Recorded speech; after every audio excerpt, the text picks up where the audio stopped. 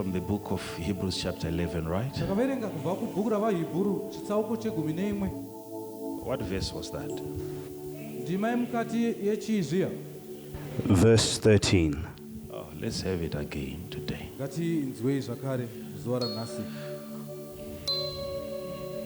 The book of Hebrews, chapter 11, verse 13. These all died in faith, not having received the promises, but having seen them afar off, and were persuaded of them, and embraced them, and confessed that they were strangers and pilgrims on the earth. The writer here is trying his level best to give us an understanding of things that believers must be able to encounter during their stay on the earth. He is letting us know that all these that came before us, they lived and they died. Though these were men of faith and women of faith,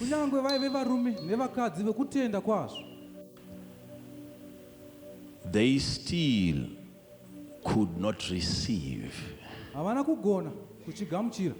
certain promises promised to them by God.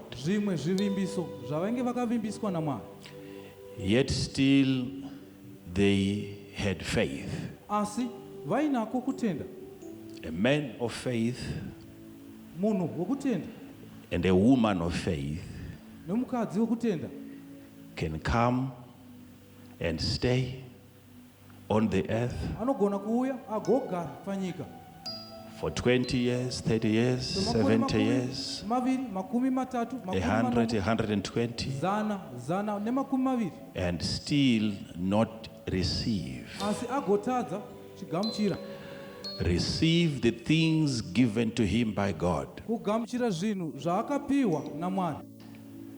And his failure to receive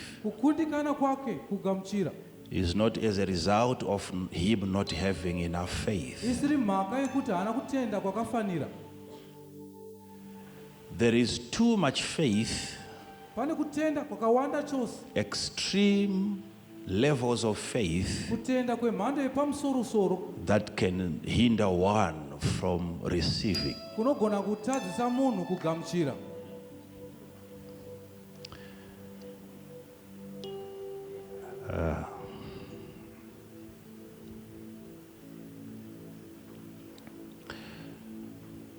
But what these men were able to achieve was to see and to interact with the promises.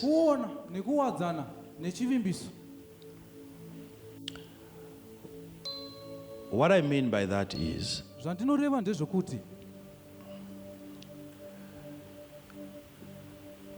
there must be a moment in your life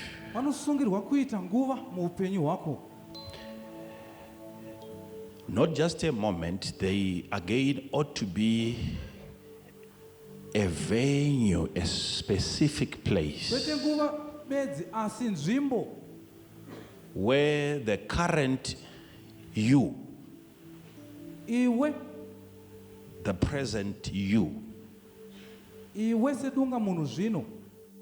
you have to meet with the future you.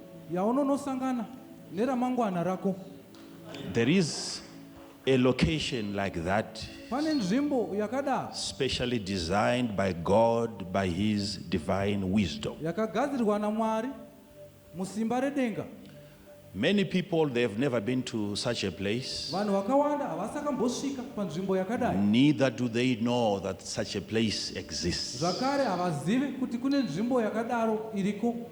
But I want to help you understand that there is such a location where the present you has to visit, unosungirwa kuishanyira and you sit on the same table, wonogara patafura rimwe chete and you interact with the future you, ugowadzana neramangwana riri mauri, and you agree on certain terms, mobvumirana, and there has to be an interaction posungirwa kuve nehurukuro, and embracing, kakubvumbamira, a coming together, kakusongana, a dialogue kakutaurirana between two different personalities, pakati pevanhu vaviri, yet these two personalities are just one personality. asi vanhu vaviri ivavo vari munhu mumwe chete zvavo, Because who you are today is not what you are tomorrow. nekuti zvauri nhasi hazvizi izvo zvauchava mangwana, And what you are tomorrow is not what you will become. uye zvauchave mangwana hazvizi izvo What you zvauchave, are tomorrow is what you are tomorrow. zvauchave mangwana ndo zvauchangove mangwana. But these two must meet at some point Si vanhu vaviri ava vanosungirwa kusangana pane imwe nguva and agree. vagowirirana, And the man from the future uye munhu waramangwana has to educate the man from the present anosungirwa kudzidzisa munhu ari mune ranhasi, and let him understand that if you really want to become me, omuita kuti anzwise kuti kana uchida kuzove ini, there are certain steps that you need to take. pane nhanho dzaunosungirwa kuti uite, And the man from the present nemunhu has to wanhasi be ready to make certain compromises. anosungirwa kugona kubvumirana nazvo. You must be given a behavior, Unosungirwa kupiwa a kamuitiro, character maitiro by the man from the future. neuyo munhu ari mune ramangwana. If the man from the present is ever going to disappear Kana munhu wanhasi achazonyatsakatika and be eventually manifest in form of the man from the future. Like, I don't know how I can really explain this. semunhu wamangwana uyu. These men, Varume ava all they did was to see chavakangoita kugona kuzviona the promises. zvavakavimbiswa.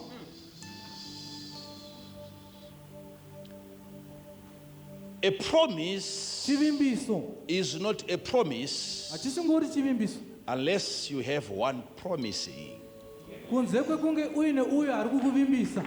So when you hear of a promise, Naizvozvo kana wanzwa you are at the nezvechivimbiso, same time being told of one who promises. panguva imwe chete uchiudzwa nezveuyo anovimbisa, Because without one promising, you can't have a nekuti promise. pasina anovimbisa haungavi And nechivimbiso. also when you hear of a promise, you are being told of one to whom the promise was given.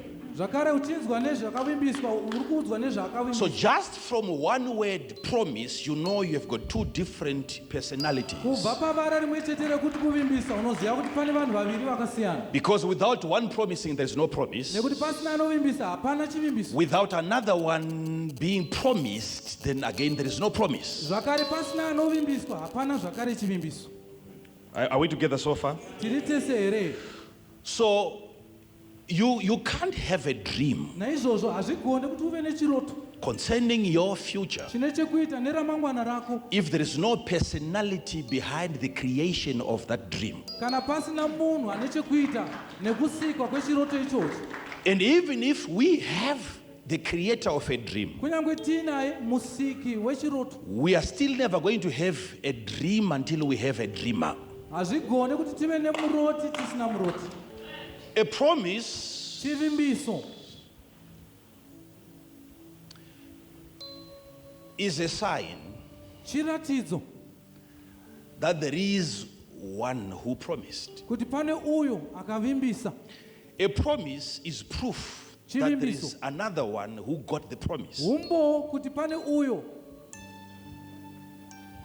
Take away the one promising and take away the one getting the promise, then you don't have a promise. Ngatibvise ari kuvimbisa neari kuvimbiswa hapana chivimbiso. So, when God gave these men Zvino promises, Mwari paakapa varume ava zvivimbiso,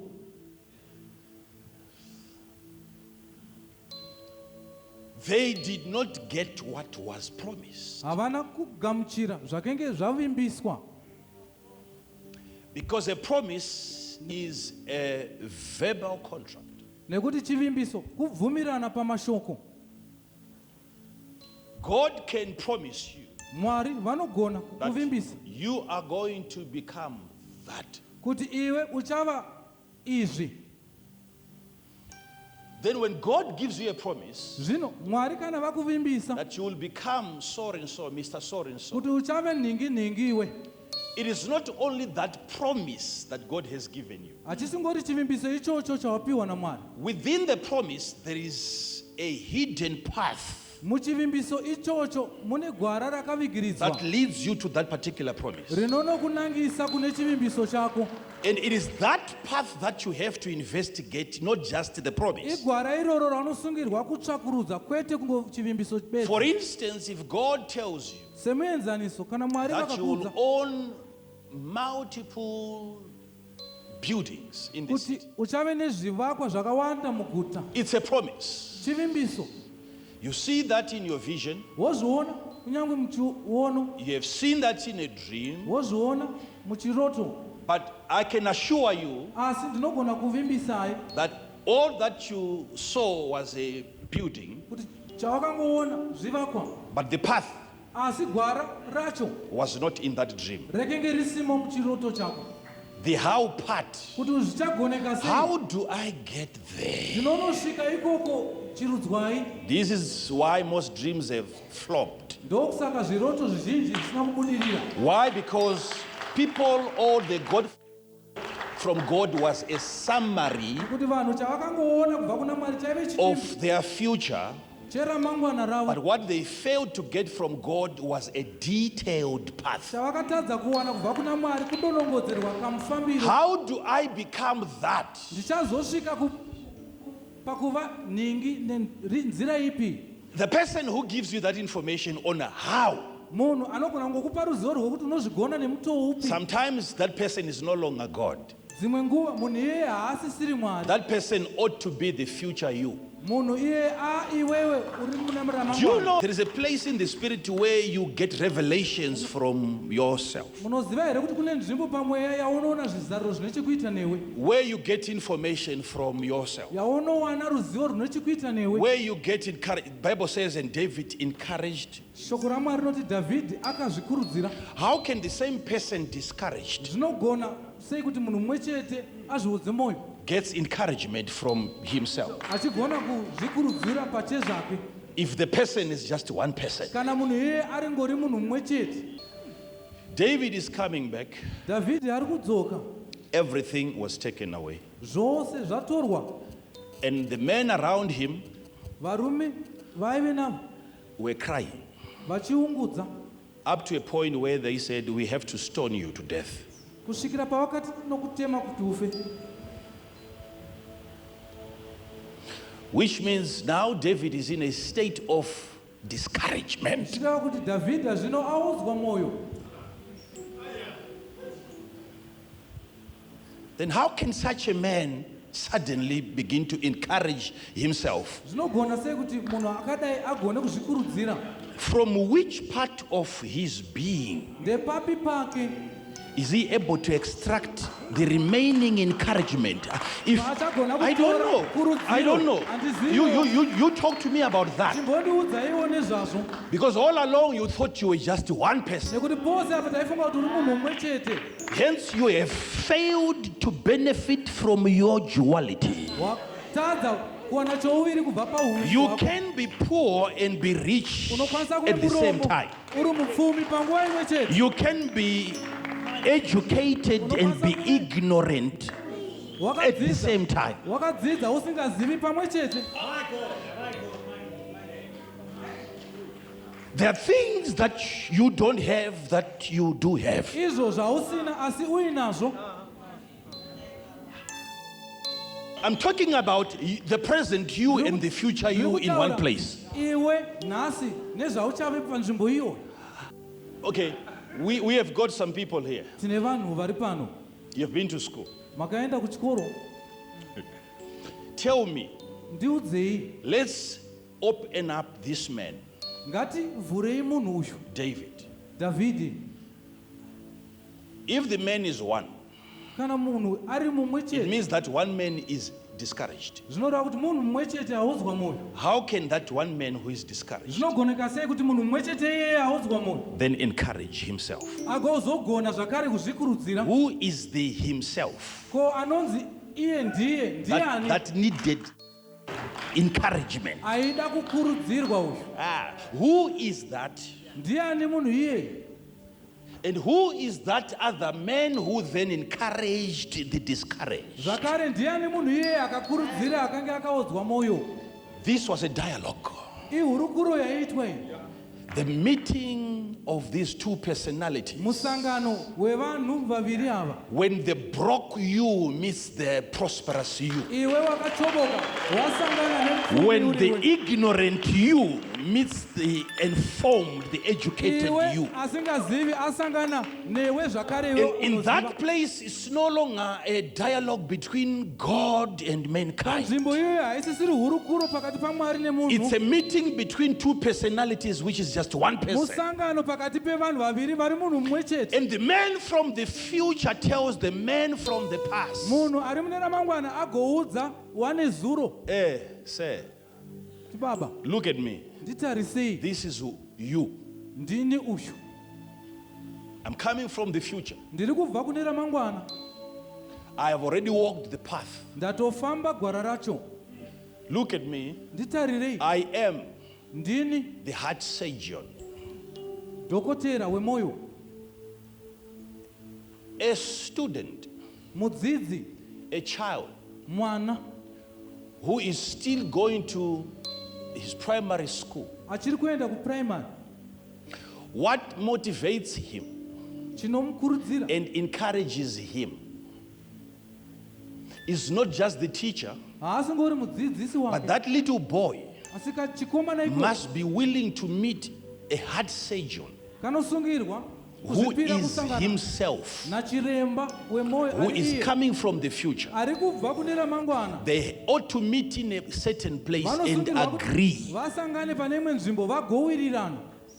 A person must have, you must have a portrait of your future, Unosungirwa kuve nemufananidzo a picture of your future, mufananidzo a wezvauchava, dream of your future chiroto cheramangwana that you interact with, that you embrace. chaunonowadzana nacho You shake hands with the future you. ugokwasana neramangwana rako uriwe.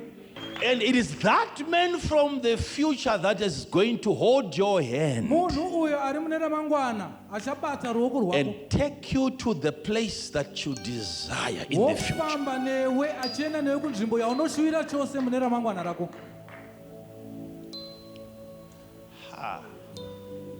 Be seated. Mungatore nzvimbo dzenyu.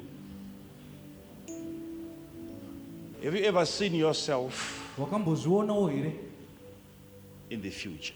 uri mune ramangwana rako?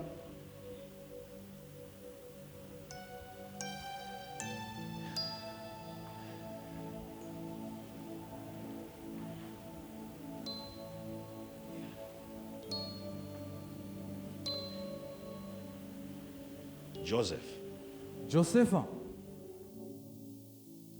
in a dream. muchiroto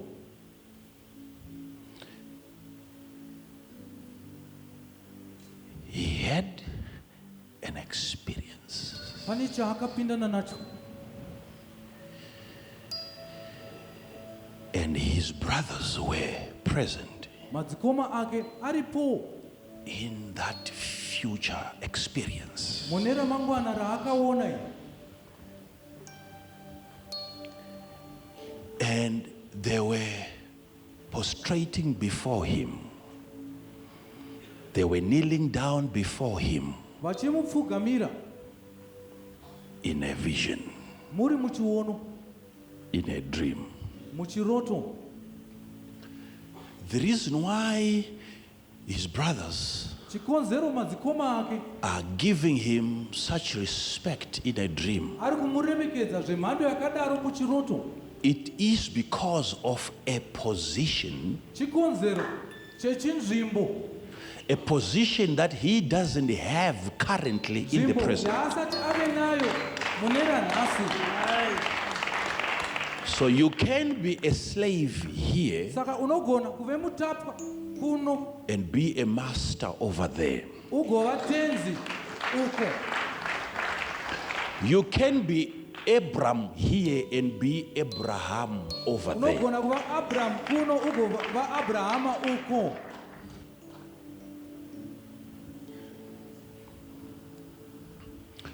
So when he told his dream to his brothers, Saka paakauza madzikoma ake chiroto they couldn't believe what he was saying havana kuzvitenda because they zvaaita. were trying to interpret the future dream according to the present Kuti experiences. vaida kurapanura chiroto ichi maringe nezvanhasi. Because they are looking at this young boy and they are wondering, why should we why? Who are you? Chikomana icho achiti umbori aniwe. Who are you? Hausi chinhu. Why should we even bow before you? Tigokupfugamira chii? Yet this man was not talking about the current position. Murume uyu aisataura chimiro chanhasi. This man has seen the promise and embraced the promise. Aona ramangwana agoribvumamira. He has seen it. Aona. Don't play with a woman Usatambe nemukadzi that can see into the future. anogona kuona mune That's a ramangwana. very dangerous woman. You may have the same hairstyle. Unokwanisa kunge makagadzirirwa musoro You may be zvakafanana. coming to the same church. Muchiuya kukereke imwe But chete. oh, my brothers and sisters, you are so different. Makatosiyana. When you meet a brother Kana wasangana who can see even 5 minutes into the future, anogona kuona kana maminiti mashanu mune ramangwana. that's a very dangerous brother for you, I'm telling you. Sit down. Let me show you something. Let me show you something. Let me show you something. They said, no, Vakati kwete that can never happen. hazvigone. They are saying no here Vari today. kuti kwete kuno nhasi. But when we get to the place, Asi tazosvika kunzvimbo yacho they will not have an opportunity havazowanawo mukana to repeat the same no. wekudzokorora kuramba zvakare. Ndizvo here? But let me help you understand the path. Regai ndikubatsirei kunzwisisa gwara. Now Joseph Zvino Josefa has been sold. atengeswa. He's gone into slavery. Ave mutapwa zvino. Joseph is in Potiphar's house. Josefa ari mumba maPotifa. He's there not as the prime minister, Ariko kwete sa prime minister. Egypt, but he's a slave. Asi angori mutapwa zvake.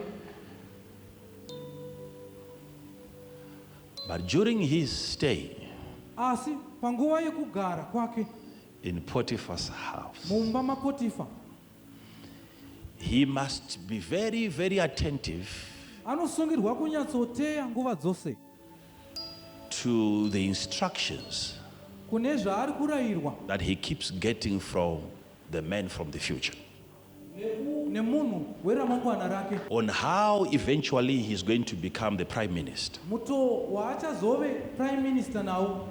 He must be taught Anosungirwa kudzidziswa on how to become nzira yekuzove by the one who has already become. neuyo akatove kare. And that one who has already become Iye is uyo you. akatove kare ndiwe, He's already in you. atori mauri. When you had the dream, the night you had the dream, Usiku hwawakarota there was a portion of you that immediately got promoted. So you have a prime minister already paive within you. nechikamu pauri change chatosimudzirwa, saka watove prime minister kare. So you have both a slave and a prime minister Saka une nhapwa zvakare naprime minister pamunhu mumwe chete. accommodated in the same place. Vagere panzvimbo imwe chete vose. So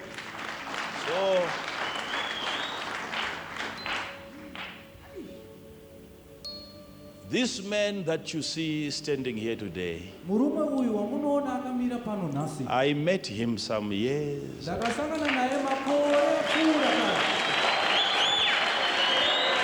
Years ago. Makore akawanda apfuura. But we had to agree. asi takasungirwa kuti tiwirirane.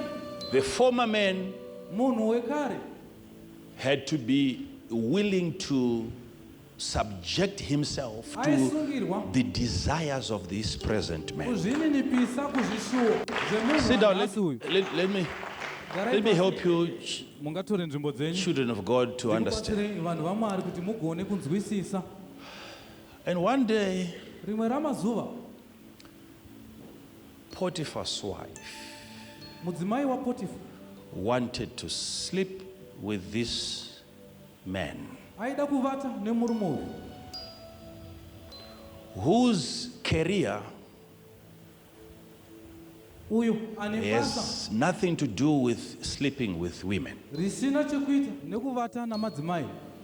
So you have to be very careful when you're dealing with the devil, because Usungirwa kuti uchenjerere kana uchipedzerana newakaipa he can alter your path, nekuti anogona kukushandurira your gwara rako. destiny, Anogona kukushandurira by ramangwana rako. introducing things that were never part of your dream. Kukusuma zvinhu zvekenge zvisiri muchiroto chako. And here comes this woman. Hepanoi mukadzi She's uyu not an ordinary woman. haasingori mukadzi She is just like a queen ndimambokadzi uyu from a very big influential family, wemhuri yakakudzwa chose. and she wants to sleep with you. Iye ari kuda kuvata newe. And Joseph said no. Josefa akati kwete. And because of that no, Nokuda kwekuramba kwaakaita he got himself arrested. akazvisungirwa.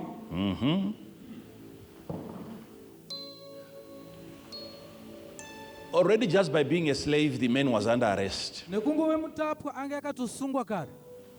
But he got arrested for the second time. Asi akasungwa kepiri. Now he's in jail. Zvino ave mutorongo. But let me help you understand something. Siregai ndikubatsire kuti munzwise chimwe chinhu. Had Joseph slept with that woman, Josefa dai akavata nemukadzi uye. now I want to help you see Ndaakuda kubatsirai kuti muone the rewinding of the tape. kubhedhenuka shure What could have happened zvaigona kunge zvakanotorawo nzvimbo. despite the intensity of the dream Kunyangwe chiroto chaioneka of pachena him becoming a prime minister? kuti iye zviro kwazvo achave prime minister. Had he slept with that woman, Dai akanga arara nemudzimai uyu then you subtract the arrest. taibvisa kusungwa kwake. So we were never going to have a place in the Bible where Joseph was arrested. Hataiva nepakanyorwa mubhaibheri kuti Josefa akasungwa. So we would congratulate him because he now has a very good name, Taimukorokotesa very good nekuti ave reputation. nezita rakanaka. He has never been to prison. Haasi akambopinda So his mutorongo. record is straight. If he's applying for visa, Nhoroondo yake yakanaka yakachena. he will get the visa. Kana achitsvaka visa If he's anowana. applying for a job in the bank, Kana achitsvaka basa it will be mubhangi, easy to give such a man zvinenge zviri nyore kupa munhu akadai a better position because his record is clean. nzvimbo chakanaka nekuti He has haana never been chipomerwa. arrested yet he has committed adultery. Haasi akambosungwa asi aita cheupombwe. So if Joseph was never going to be arrested, Naizvozvo kana Josefa he aisazosungwa was never going to meet two other inmates, prisoners. haana vamwe vaaisangana navo mutorongo. Never, because those two, Kwete nekuti vaviri he was never going to meet them in a hotel. haaisangana navo muhotera, He was never going to meet them in a hospital. haaisangana navo muchipatara. They were made to meet in prison. Vakaitwa kuti vasangane mutorongo. Now, Zvino if he was never going to meet those two gentlemen, dai asina kusangana nevarume then vaviri it means he was never going to interpret their dreams. zvinoreva kuti haaiwana mukana wekurapanura chiroto chavo. So if he was never going to interpret their two dreams, Saka mukutadza then he was never going to interpret Pharaoh's dream. zvakare haakwanisawo zvakare kuturikira Because it chiroto was chaFaro. one of those men in prison Nekuti umwe wavarume vaive mutorongo who got his own dream interpreted by Joseph. akarapanurwa chiroto chake naJosefa. And now when there was a need, Saka pange pave kudiwa zvino. Now Pharaoh has his own dream. Faro ave nechiroto. And there is only one interpreter of dreams. Mangori nemunhu mumwe chete anoturikira And it zviroto. so happened that one interpreter is still confined in a prison. Zoitika kuti mududziri ari mu. And here comes out one man, Hepano ipobuda munhu mumwe chete. and he tells Pharaoh, there was a man Ouza Faro kuti some years ago makore apfuura in prison. ari muturongo. I had a dream, Ndakave and nechiroto. he gave me the interpretation of my Akagona dream. kunditsanangurira zvandakarota. And Pharaoh said, go and bring that man Faro here. akati endai munomutora muine pano. So he's being taken from the prison Saka ari kubuditswa to mujeri come and stand before Pharaoh kuzouya mberi and kwaFaro interpret the dream. agorapanura. But I want you to see what is happening here. Ona izvi kuitika. Had he Dai iye slept with that woman, akavata nemukadzi uye that was going to become the miscarriage of his vision. ndo paizopfupfudzika chiono cha One mistake, kukanganisa pamwe chete. your promise can never be embraced. Chivimbiso chako haukwanisi kuchigumbamira zvachose. Growing up in the things of God, Kukura muzvinhu zvaMwari. I didn't know why girls were fighting Handina kumboziva kuti sei vasikana vairwa over me. vachindirwira. I didn't know. Handaimboziva. I would look at myself, look at the shirt that I'm putting on. Tarisa nezvandakapfeka. I'm sweating, I'm stinking, and I'm wondering what's so special about this. I didn't know. You have to understand when you're dealing with the devil, especially when your future has been revealed to you. During the revelation of your future, you are not the only personality present. You are not getting what I'm saying. Sit down, let me show you something. If you become mature in the things of God as a prophet, you'll understand that you are not the only person hearing God when He speaks. Let me repeat. When God speaks, be warned. When God is speaking, be warned. You are not the only person or the only thing that is hearing God whilst He is talking.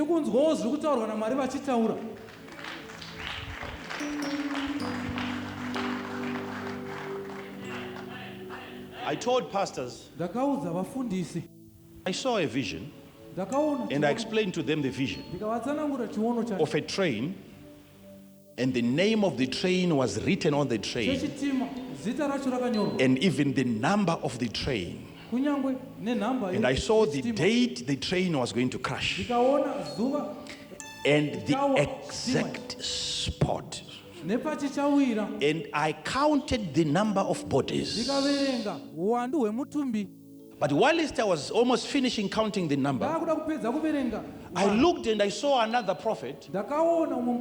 He was like standing behind a bush. I couldn't see his body, but I saw his face. So he was looking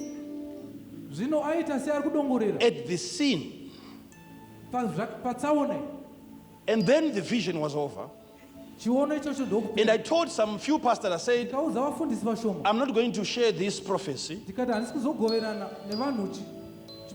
because I saw another prophet who saw this, and within 3-4 days, I never used to follow that prophet, but I developed interest because I'd seen him there. I wanted to know. So on a live broadcast, I watched him as he gave the prophecy.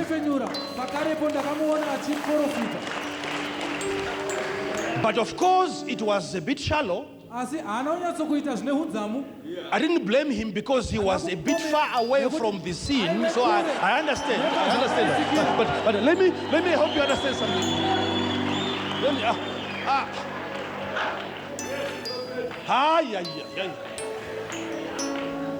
Sit down. Let me show you something. Let me show you something. So I had to forgive him because he said too little. Yet the prophecy was loaded.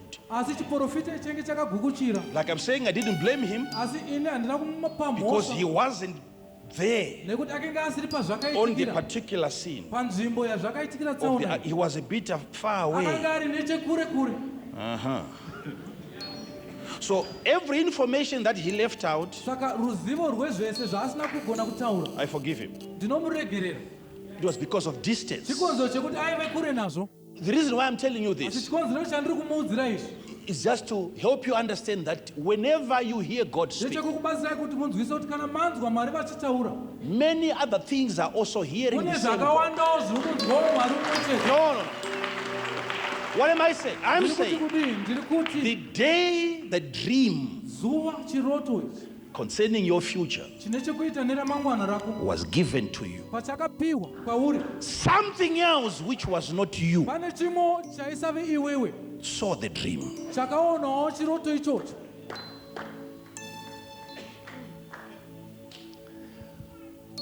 For instance, let's say you are given a dream by God concerning your future before your deliverance.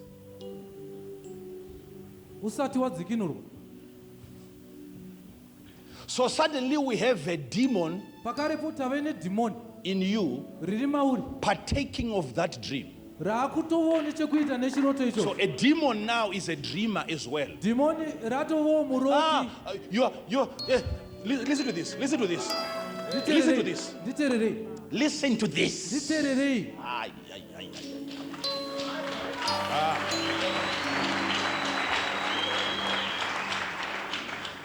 Even the devil himself has to rely on our visions. For him to successfully work against our destinies, he must find a way of having access to our spiritual experiences.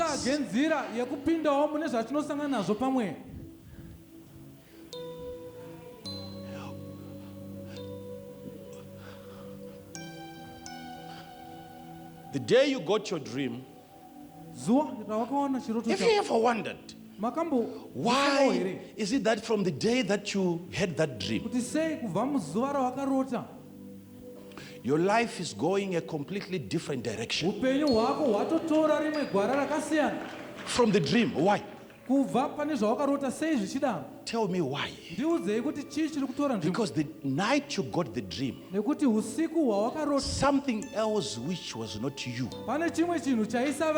also got the dream. Now the devil has an idea about who you are likely to become if you are going to be obedient to the future you. People, they want to listen to God, yet they don't know how to listen to themselves. Sit down. There is a place in the Bible where Jesus encouraged us to believe in us.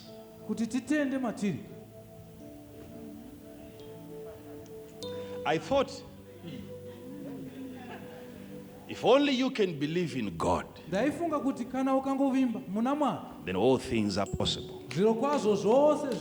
Yet Jesus came and he said, when you speak, believe what you say, and it shall be done.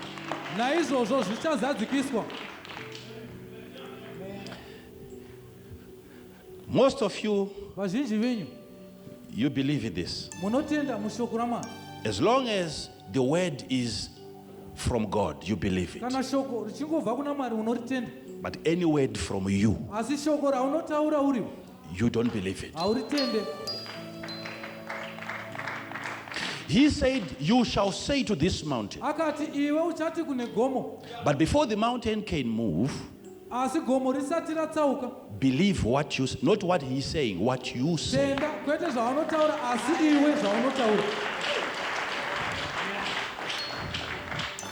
You have to believe it. If you say that I'm special, kana ukati ini ndakatsarukana, you must understand that the first person that you are telling that is yourself. zwisisa kuti wekutanga wari kuzviudza izvi ndiwe. You must be able to convince yourself, become your first audience. Gona kuti iwe ugutsikane uwe wekutanga. If you say I am special as a woman, Kana ukati ini ndakatsarukana semukadzi, believe what you have just said. zvitende zvawataura. Don't expect to have person number 2, person number 3, person number 4 coming to believe what you have said. Kuti vamwe vanhu vachauya vagotenda If zvawataura.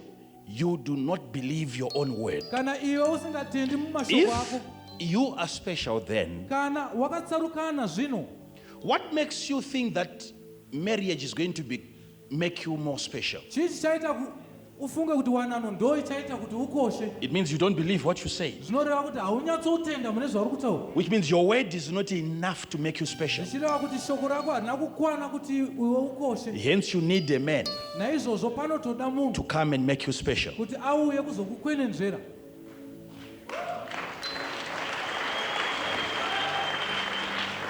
If you're special Kana wakakosha, and no one comes to marry you, poshaye anouya kuzokuroora,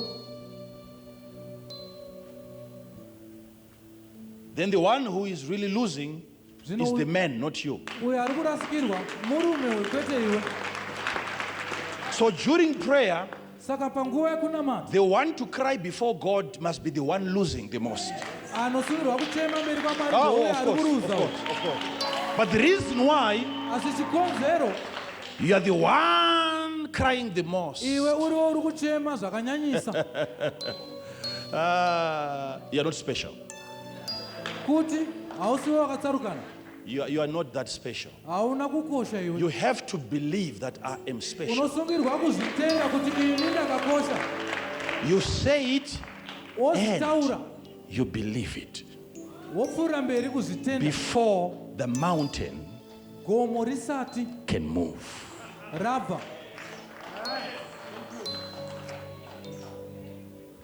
So the mountain before you, Izvozvo gomo riri mberi kwako. I hear the mountain saying this. Ndiri kunzwa gomo richitaura kuti You believe first in what you have said before I can believe tanga it. watenda mune zvaunotaura ini ndisati That is ndazvitenda. why most problems Ndokusaka matambudziko are mazhinji not going away from you, asiri kubva pauri, because they are waiting for you nekuti akamira kuti to iwe believe in yourself uve first. neruvimbo mune zvauri kutaura. When you declare Paunotemera over a situation pamusoro pemamiriro ezvinhu, before the situation can respond, dambudziko iroro risati radavira, the situation will look at you, dambudziko rinotanga rambokutarisa, verify you, rotanga rakuzemena, and make sure that you have believed in your own word rove first. nechokwadi kuti iwe wambozvitenda here zvauri kutaura nomuromo wako.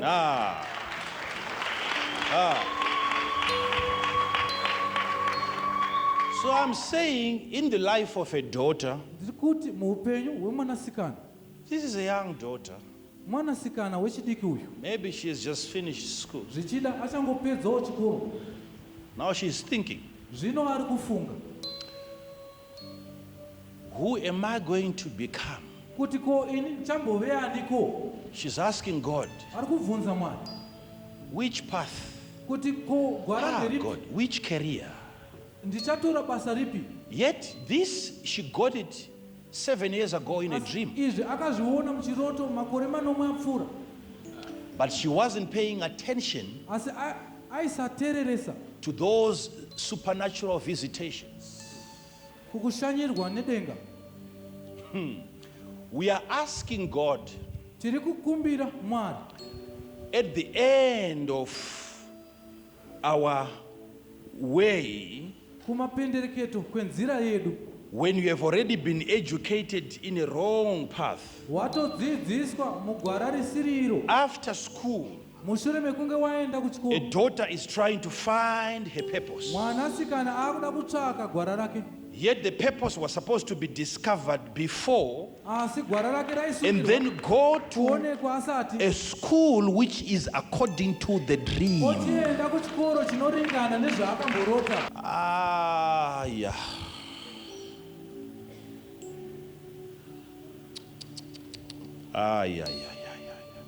Now she's asking God,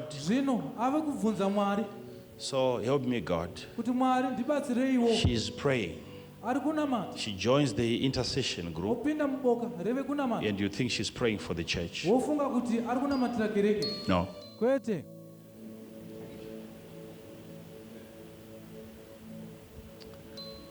She wants to know, God, where am I going?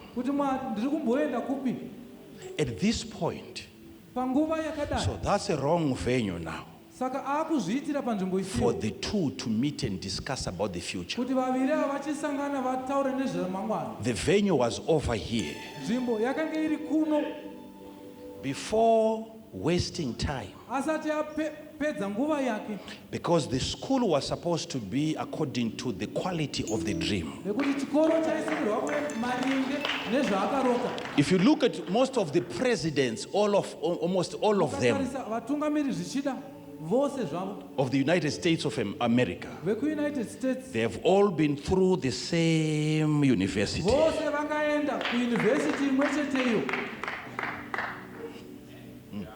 I'm saying every dream has a particular school. There is a school that you are supposed to attend according to the nature of your dream. What you need to understand here is that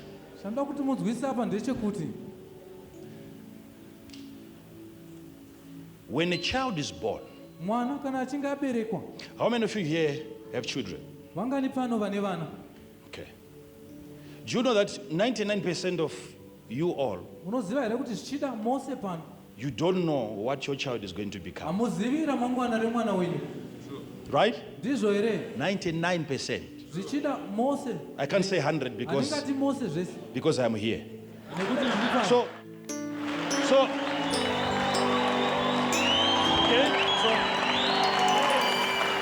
So you are waiting for a surprise. Yet Manoah was clearly told that this young man is a Nazarene. And a prescription as to how the child was to be brought up was given. So the mother could no longer drink wine according to the demands of the vision. So she was given a certain behavior because of a dream. So she was acting according to the dream. So she was on diet. She was told by God on what to eat and what not to eat, because of the condition of the person she was carrying in the womb. So most of us now, we are living carelessly. Our lifestyle is never according to our future.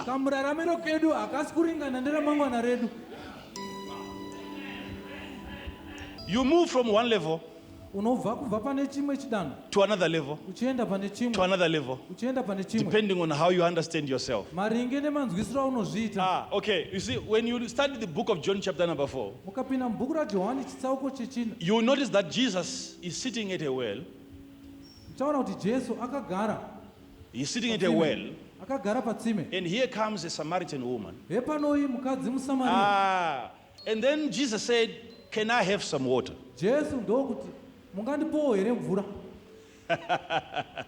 He's the one asking for the water.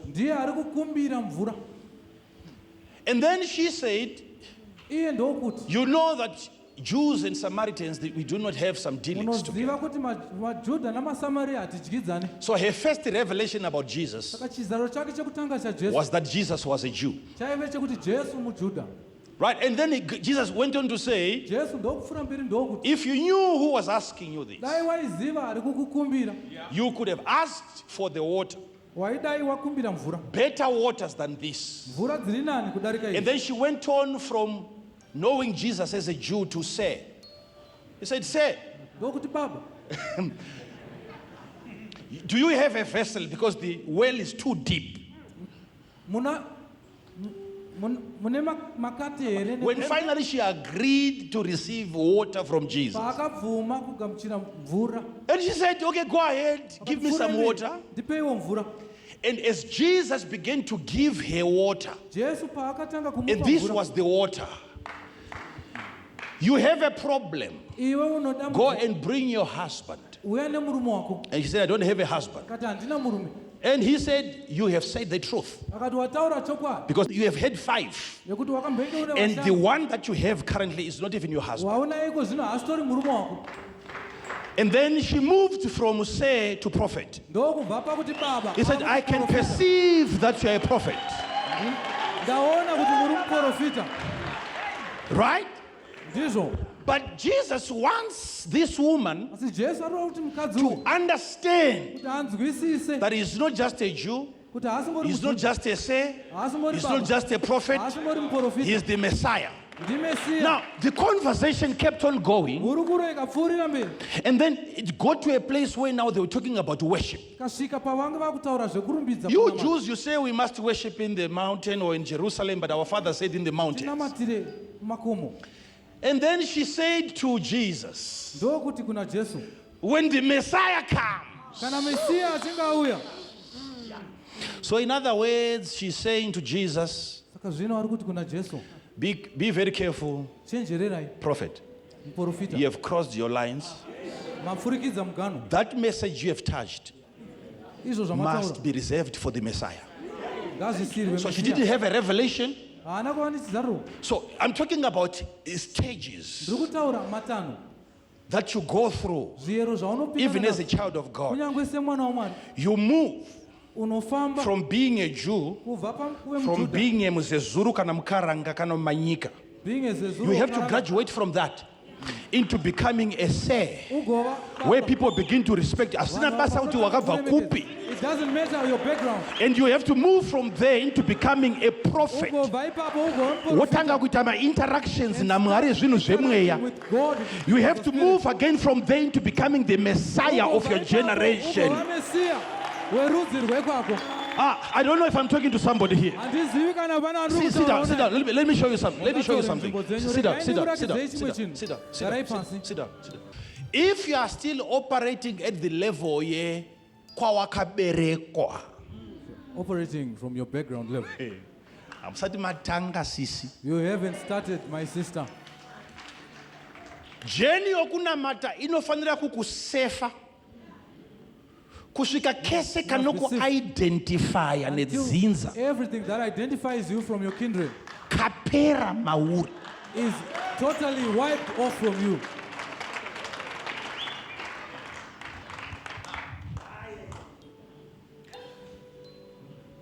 Auchati wewe kwedu avarorwe kana kwedu avagare pamba. Confessing that we never stay in marriage. Because ukangoti kwedu takutokubata tokubvunza kuti kwenyu ndekupi. Because if you say from my family, you have now. That's why you are still in poverty, because you are still identifying with your own tribe. There is a change of citizenship. When your ID, your birth certificate has to be readjusted. You are given a new name, a new blood.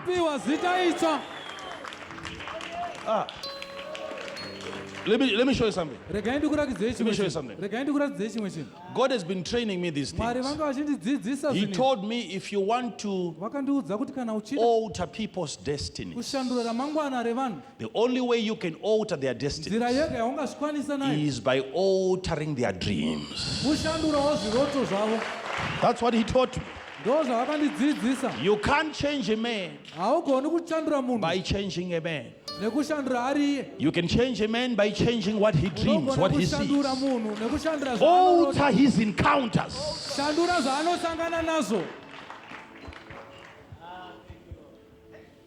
If you don't call this prophecy, then you don't know what prophecy is.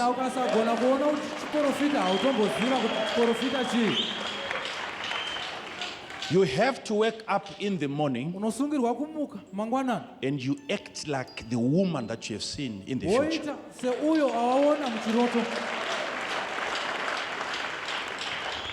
That woman from the future must give you a behavior today.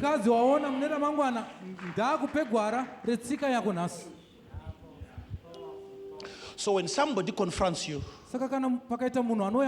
neighbor anobuda umbakwira fence, and they jump over the fence, achikushura, and they curse you in all sorts, and shout at you in all sorts, even whatever that is unpalatable.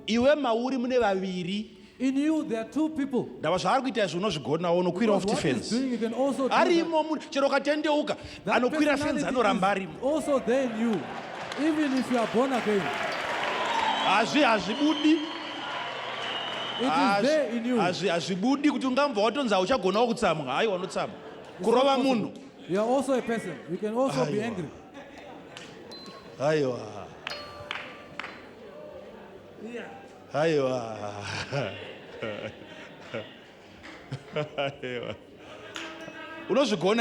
But then there has to be a deliberation between the present you and the future you. And the future you must always win that argument. And then the present you says, okay, you become our spokesperson. Let the future me go out and address this woman.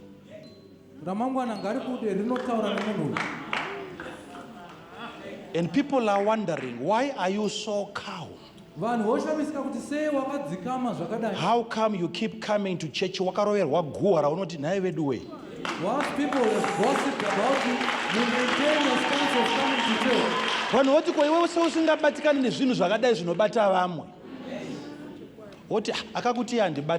But akabatwa is the present me. But him who was confronted is the present. There is the future me. There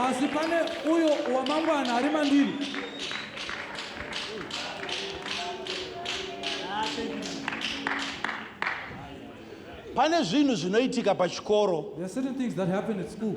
It's the same as what happens at church. Nothing to do with school. Church. And nothing to do with church. That must not make you change your school. You continue to tell yourself. Yes. All right. You can take your seats. You can take your seats. Don't lie to me that at your school, everything that is happening in school is part of curriculum. That is a lie. That is not a truth. We have got other people here. You used to sit on your pencils at school. And someone would say to you, after you finish speaking, you are sitting on it. You are setting a pen on you. So tell me whether that is part of the syllabus. To preach. So don't you worry, there are certain things that happen at church which have got nothing to do with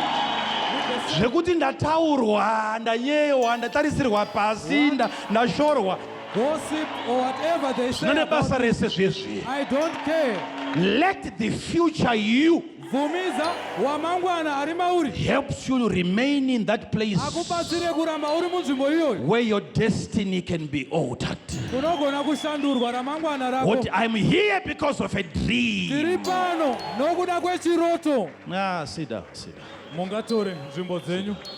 down. It's very important that you get to know in the hospital that you attend which one is the doctor. It's not enough just for you to know and understand your disease. You have to know who is in charge here. If you don't know who is the owner and who is in charge of the hospital, you'll be discharged by another sick person. You'll be made to live. The doctor. And guess there, you are already nowhere to be found. They say, I heard them gossiping about me in my ward. Another patient. Don't you know that in church, there are people who don't even know what they came for. Don't you know that?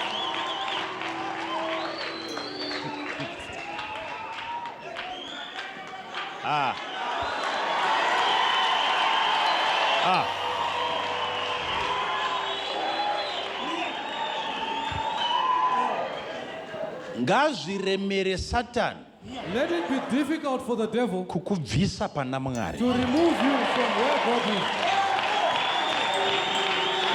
Woti iwewe because kumurika unogona kudzwa kunzi haizi chechi yawakuenda haizi yedu yemhuri. You can be told in your family that this is not our church as a family. But chamusikaziva mai ndechekuti chechi dzakaendwa nababa vako dzaive chechi dzaienderana nehope dzavairota mazuva iwayo. The church that your father went to was in line with their own view. Unofanira kuzviziva izvozvo.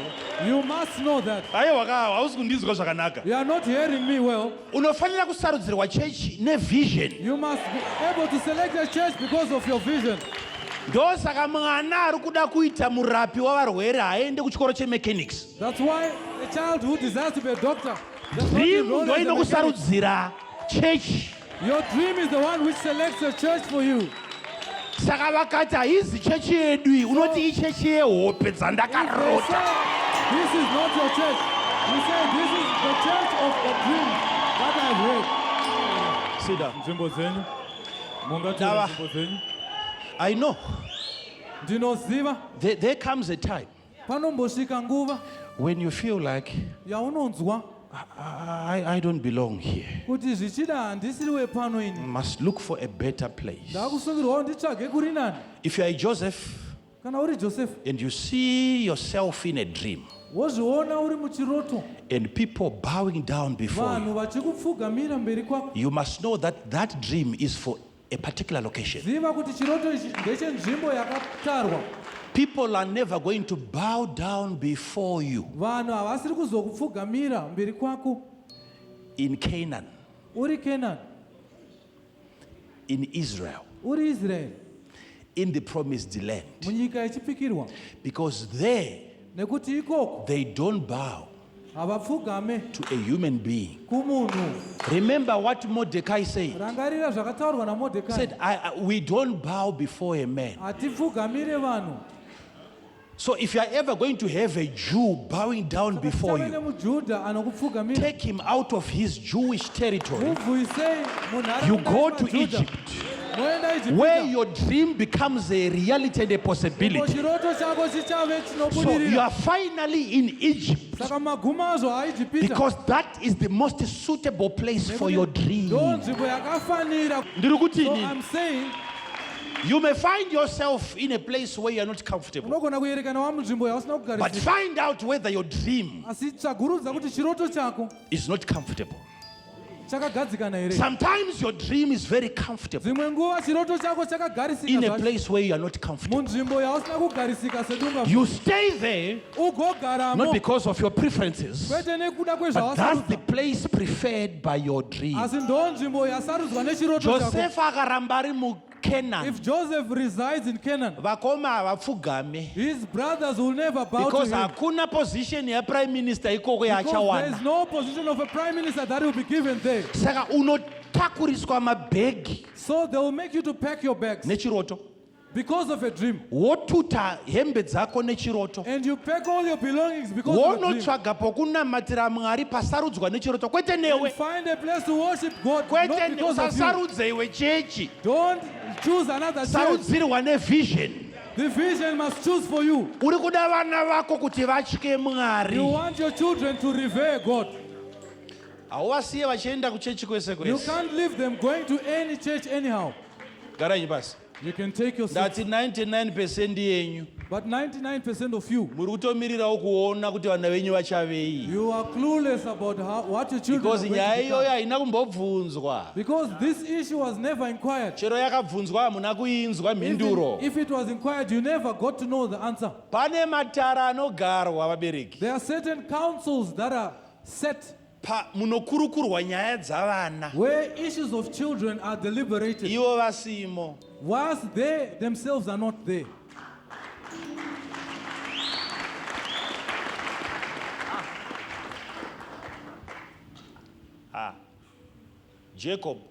Jacobo, he says to his children, come here, and I will tell you what will become of you.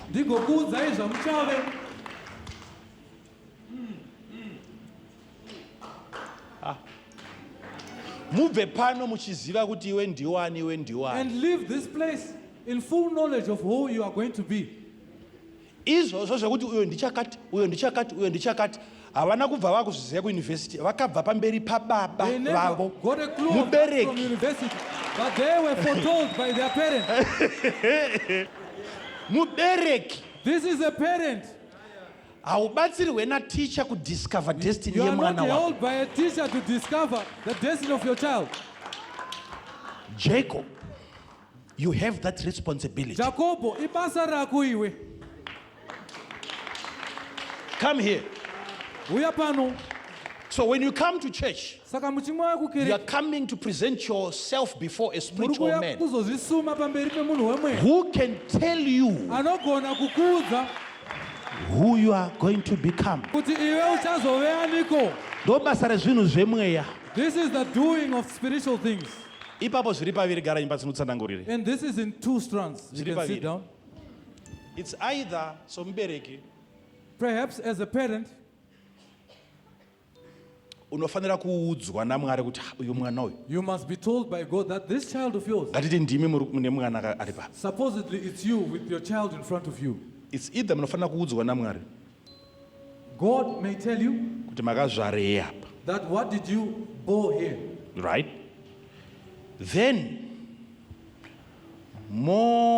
moisa ropafadzo pamwana uyu. And you place a blessing on your child.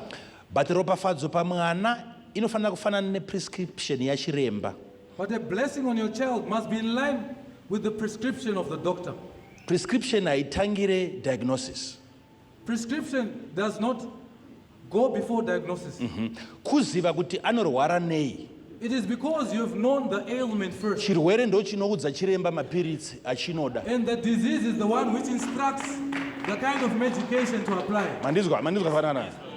Saka chiremba anofanira kuti anga aziva kuti unorwara nei. So the doctor must diagnose you first. Kureva kuti chirwere ndo chinozoudza chiremba kuti isu tinopedzwa nezvakati. And the disease will then direct the doctor what medication to take. Saka madhokotera vaiva vanotichwa futi nezvirwere. So doctors are also taught how the path to go by diseases. Ndiri kuti chiremba I'm saying a doctor, haaperere kudzidza kuuniversity chete. he doesn't end in knowledge at Anouya futi university. kuzoeducatwa But nemavirus. he's also educated by types of viruses. So zvirwere maticha So diseases also teach anodzidzisa chiremba. doctors. Chiremba anofanira kugona kuteerera zvirwere. Doctors must also be able to listen to Chirwere diseases. hachisi chekurwarisa chechirwere nditicha. Diseases are not only diseases, but are also Mumwe teachers. anorwariswa nacho, mumwe anotichwa nacho. Some are taught by diseases, some are made So, ill by diseases. dokta vanobva vati, alright, taona chirwere ndakukupa mapiritsi. Doctor then prescribes a Because prescription ndo zvinodiwa nechi. because this is what is befitting the So disease. haugoni kuropafadza mwana wako So you cannot bless your child usingazive mhando if you are clueless yechirwere of the disease chiri maari, in your child, future yake, their destiny, career yake, their job, ramangwana rake. their future. Kana usingarizive If you are clueless of it, wotanga nokupa ropafadzo, uri kupa prescription and you usingazive start by chirwere. blessing, you are starting by giving a prescription Unofanira without the kutaura disease. zviri tailor made. Zvakaringana. Unofanira kusona sutu You must, watanga make a suit wamezha muridzi wayo. after having measured the person. Ndizvo shoka. Mwari anobvunzwa kuti twamakandipa kuti You tuiko tuno. inquire from God that what is it in my children?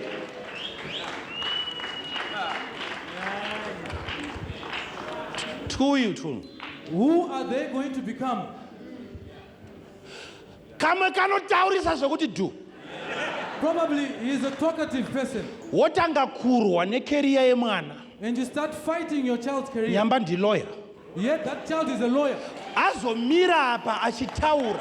And when they finally stand to ndopa articulate, ucharealiza kuti pandaiedza kubvisa kutaura ndaibvisa ndairwa when you necareer. realize that when I was trying to stop it Mumwe from anenge talking, akati zii probably pamwe your child is vachitaura quiet. wati ukayawo unongonyarara indau sinyarara umwe achingoti pamwe ndijaji anongouya pekupedzisira nyaya dzatambwa pakata. Your child is a judge. You come right at the end. Garai pasi ndikutsanangurire You can take your seats. Sit down. Let me explain this to you. tisu tiri panapa tiri kurwa nezviroto It is zvevana us vedu. here who are fighting the dreams of our children. Na chikoro chauri kuendesa mwana wako iko zvinezvi The school that you're sending your child now chaifanira kunge chiricho chakakumbirwa nehope dzake, it was supposed to be the one in line with their dream. but hope dzemwana hadzitange kurotwa nemwana, dzinorotwa naakabereka mwana. But it starts from the one who gives birth to the child. What makes you a father Chinokuita baba and a mother na mai hakusi kuzvara mwana chete, is not giving birth to the child only. kuzvara nehope dzemwana. It's also giving birth to the dreams of your child. Garutsanangurire. Garai basi. You can take your Garai seats. basi. Let me explain this to you. Garai basi. You can take your So seats. ndiri kuti unogona So kuti I'm saying, iwewe it is possible that you, nai Mwari ndiudze kuti kamwana kakamira God, sei. please help me discern what my child will be. Mwari vokuudza. And God will tell Saka you. wakuchikapa makomborero. So you are now blessing them accordingly. Wakutaura zvezve zvekuti unenge uchiti ndianiko mwana wangu ane hwema hunenge hwesango. Who has got a servant. Anoti ndo maropafadziro akaita Isaac. Achiropafadza Isaac Esau. was blessed. But airopafadza Jacob. Esau and Jacob. But ari kumuropafadza according to profession yake yemusango. Blessing him according to his profession. as a Zvikanzi hunter. ndinonzwa hwema hunenge hwesango. Why ari kutaura hwema hwesango? Why is he talking about? Because ukave being a hunter? muvhimi usinganhuhwe hwesango, Because if you are a hunter without no training uchinhuhwa and munhu, trace of being a hunter, hauna mhuka yaunobata. there is no animal that you are ever going to catch.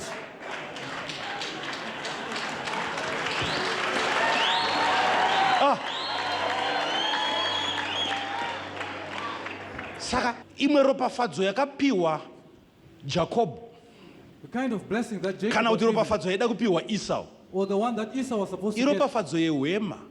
it's a blessing. Mukomana waitizwa nemhuka wanga asingazive inonzi presentation, kuti pamberi penhoro He was unozvimisa not sei. able to present himself before prayer. Waigeza He would bath nelux with lux ozora Nivea and, oenda apply kunovhima Nivea dhumuku. and then set himself for prayer. Presentation. The way he was Zvikanzi presenting mwanangu himself, ndikuropafadze, zvikanzi Let me wema bless you. waipiwa kunhuhwa kuti usvike palevel yekuti unobata mhuka yakarara until you get to a level isina where kunzwa you presence can yomunhu. catch an animal. Hwema ihwoyo hunopiwa nomubereki kumwana That scent is kuti given to market the child by haikuresiste. presence, so that you are not resisted. Kune hwema You've got an aroma. ndokutaura zvinhu zvandinoziva zvinoitika pamweya, I'm telling you things that I know for sure that zvokuti mwana anogona kurota a child can dream achichata wedding nemurume kwaye with a good man anoziva zvaari kuita. who knows what he's Are doing. you ready to love and to protect this your daughter? Kuda mwana wenyu nekumuchengetedza.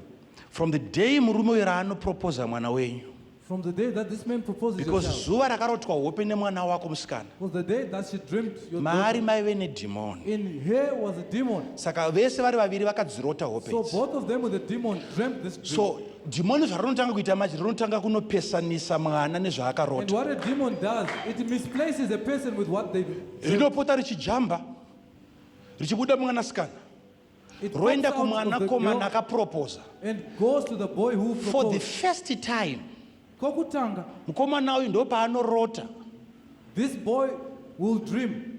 musikana uyu achiuya nezvibhemba rinenge revakomana vamazuva ano The mabhemba, girl coming with a machete agoita usiku hutatu hwakateedza, and have 3 nights consecutively. your daughter achirotwa nomukuwasha pamwe pesa pamukomana uyo airota hope achikanganwa but dzahadzikanganwa idzi But he's not forgetting agoshaya his kuti dream. chii chiri kuitika. And he's asking himself, what is happening to me? dzimwe nguva anorota pamuchato Probably pagonzi you may kiss the bride at the wedding, kunofugura jiraso namusoro wembudzi. once he wants to kiss the bride, he sees a goat. Usatambe nemadhimoni. Don't play with demons. Because mwana uyu musikana paakarota hope dzemuchato dhimoni When she raivepo. dreamt about her wedding, the demon was also seeing the dream.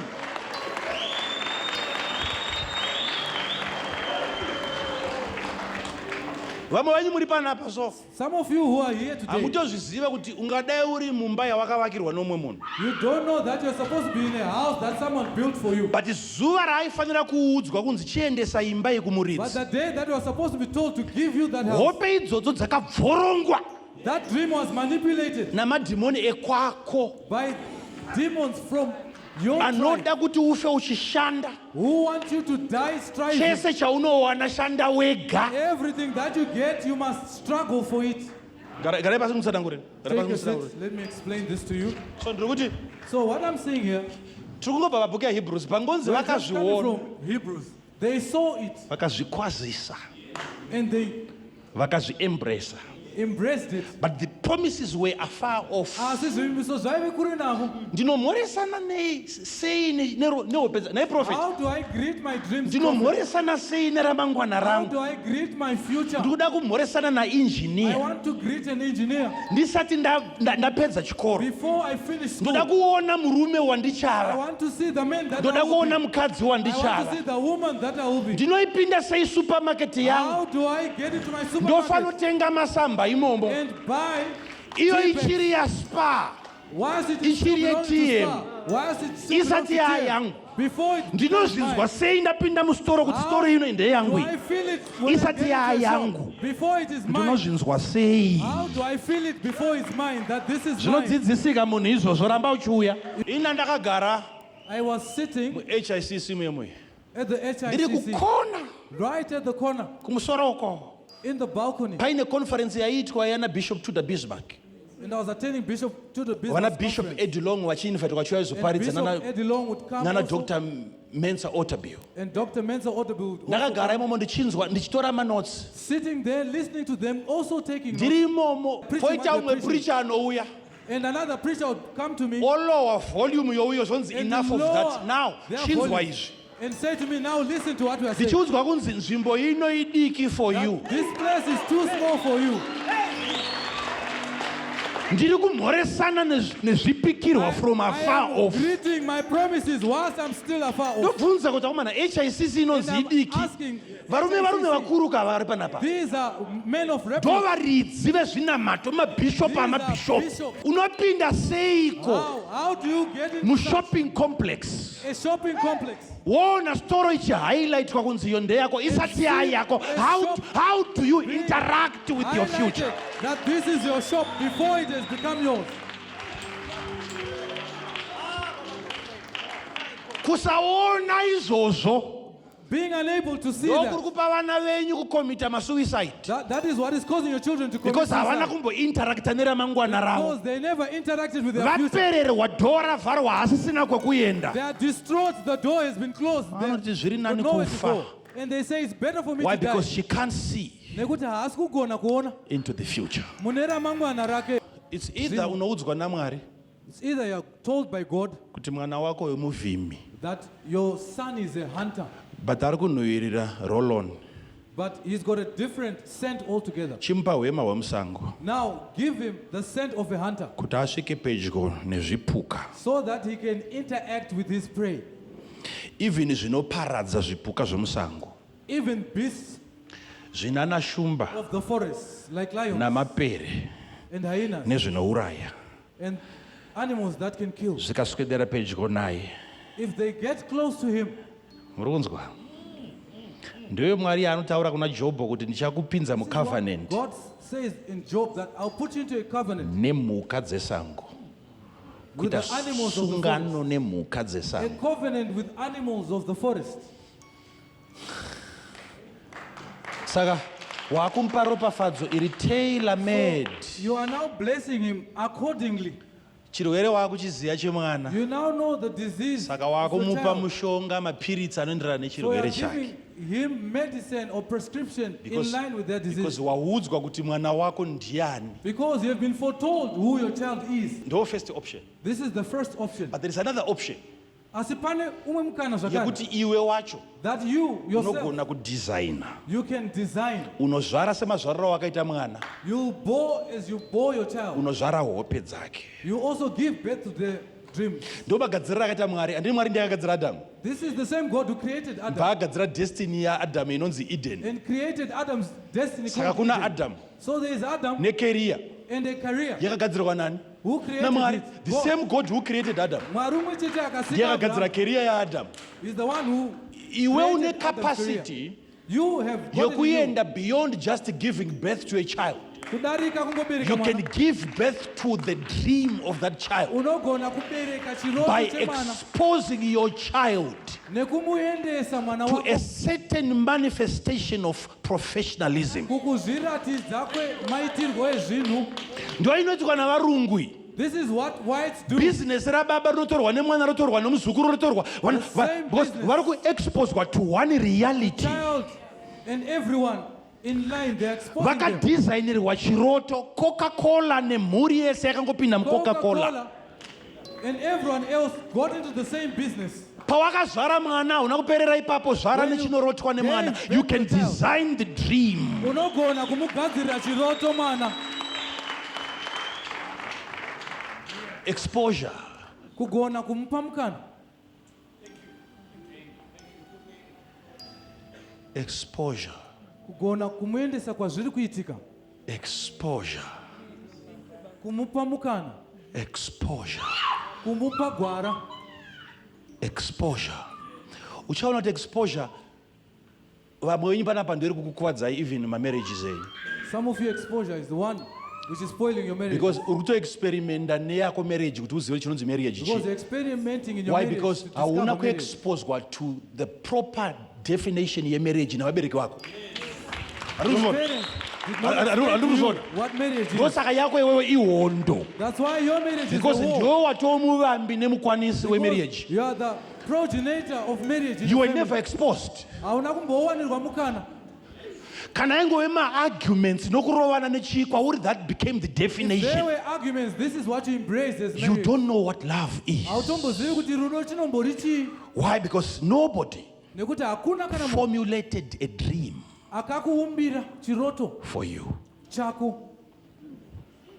You're experimenting with your own life. Uri kutoita zvekuedzesera muupenyu hwako. Because vabereki Because your parents, pavaitaura iwe uripo vaikanganwa kuti uripo. when they were speaking in your presence, they forgot that you were there. Vakatukwa mai vako uchinzwa iwe. And your mother was cursed in your Baba presence. vako vaikururwa mbatya uripo.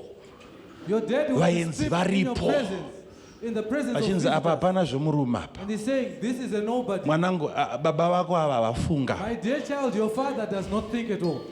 So respect iko zvino kuti uchiitanga kuti nemurume wako. So for you to be able to respect your husband now, Why? You are a product of a wrong template.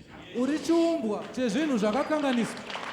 Hakuna akakugadzirira chiroto. There is no one who set a dream path for you. Nyamba mubereki akangwara.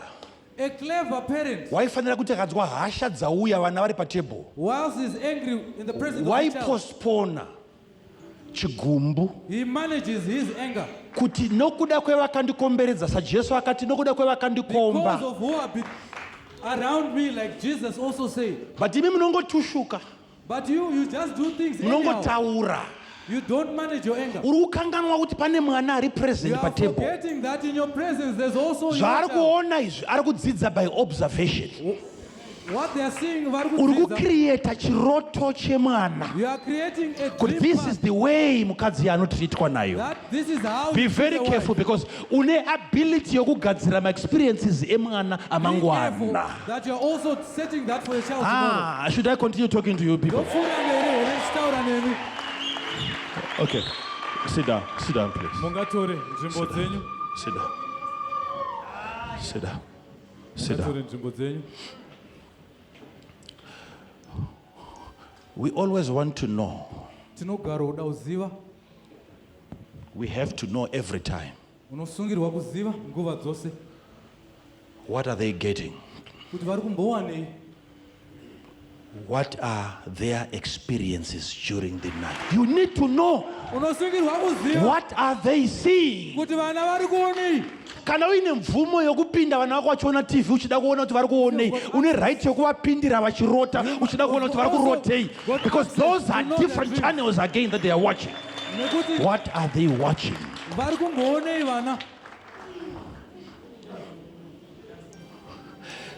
My prayer for all of you, dear Gudaiso, is this. And this way. Listen to me. Do you know verse 42, chapter 4? Yeah, John. The men of the city, after having called by woman, he said, now we believe. Not because you have said it.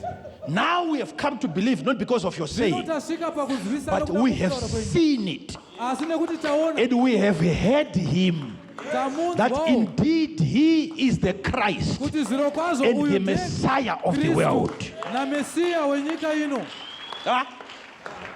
So, vambotanga vaparidzirwa nemukadzi uyu ndobva vatenda ndokubva vauya kuna Jesu ndokubva vati zvino tazobvuma kwete nekuti takaparidzirwa naMakandiwa chete, but tazomunzwa tega Jesu wacho takugonawo kutaura naye.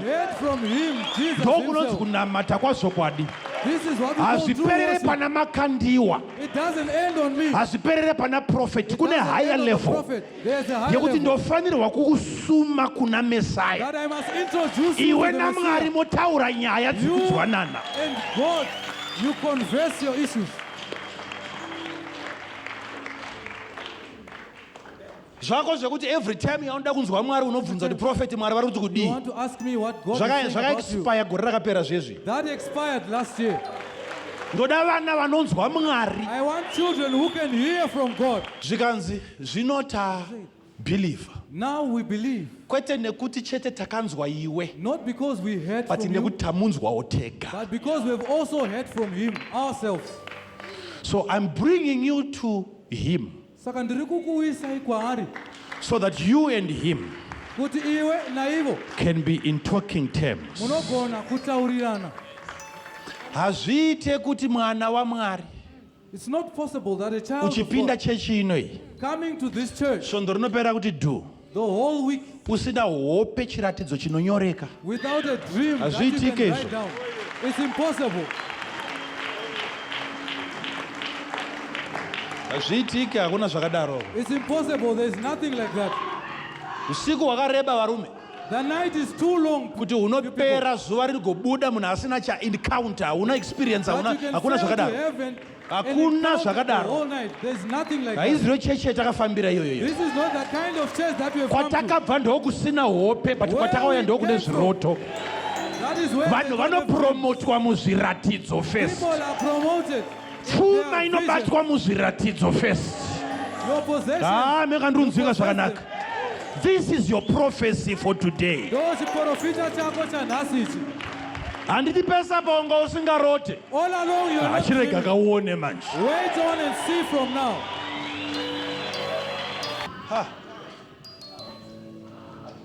Remember, Jews and Samaritans, they don't have any dealings. Mwari haazozombofa akataura newe palevel yechiJudha nemukaranga nemuzezuru. Mandinzwa here? Vanachikona mombe kana mukada kuramba muchizviti mhofu nechi haufa wakanzwa Mwari. Move her from that dimension. Zvekuti DNA yako inotanga kunoutwa. Your DNA starts to be altered and changed.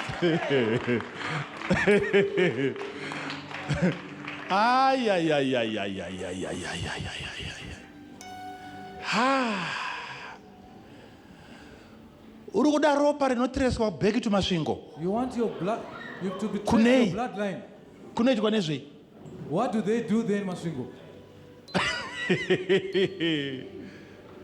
Ukanzi back to Israel pamukuri nani kune mhiko nesungano dzaJehovha nevanhu vake zvingatove nani. Because there are covenants with God there. Why?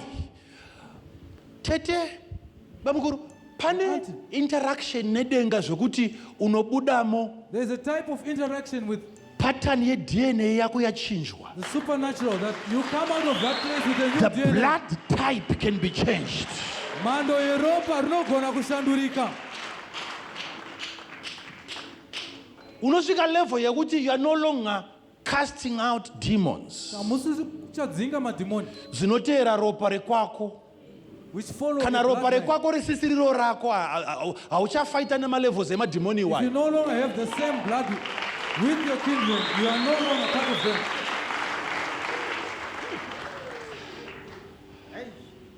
How do I interact? How do I embrace them? Zvinogoneka sei kuti ndiwadzane ndichibate. Ndoda kumhoresana neni. I want to shake hands with myself. Ndoda kuona Makandiwa I want to see Makandiwa wamangwana. of the future. Ngauye pano nasi. Let him come here today Andiudze nzira kuti ndofamba sei from here. and tell me the direction Ngandipe of my path. behavior. And give me the kind of Ngandipe behavior. matauriro mafungiro. The way to think, the way Ngandiudze to do. mabhuku ekuverenga ndiregedze kungoda chibvubvubvu. Ndoda The type bhuku of books to rekunyasoverenga. Ndizive kuti line rangu chairo nderipi. And I'm I advised want to accordingly. embrace Ndikuda kuchibvumba the mira. promises. Zvimbiso. Where Ndekupi is that future man? munhu I woramangwana. want to meet with him. Ndikuda kusangana naye. Oh Lord, Ishe create this meeting for me. ndigadzirewo I musangano. want to meet with this man. Ndikuda kusangana nemunhu uyu. Ndiani Who is he? ariko kare Who is already in the future? kwandiri kuenda? Where I'm going. Let's meet somewhere. Ngative ine patinosangana. I may be confused today. Ndingave ndakavhiringika nhasi. I may be discouraged today. Ndingave ndakaodzwa mwoyo nhasi. But the part of me that contains encouragement, Asi chikamu chiri mandiri chine how kurudziro. do I interact with that part? Ndinowadzana nacho sei? I may be poor, Ndingangodaro ndiri murombo. but the part of me that contains Asi success, chikamu chiri mandiri chine how do budiriro. I interact with that part? Ndinowadzana nacho sei? Vese vari kuimba vari panapa vasikana All these nevakomana girls singing here and vaive boys, nemadiscorda vachitanga they had discord when they kuti started. mavari mune part yediscord Because in them there's a part but of mune discord. anoimba But also with the musame singer. person. Mumunhu mwese. That is why practice makes perfect, Ndokusaka kuramba because vachizviita. ijeni yaasingagone into It's a becoming journey anogona. of someone who can. Hauzi dofo completely You iwewe. are not down. There is a completely. part of you in you Pane chikamu chiri that mauri. can do better things mamutare muno. Chinogona kuita zviri nani in mutare.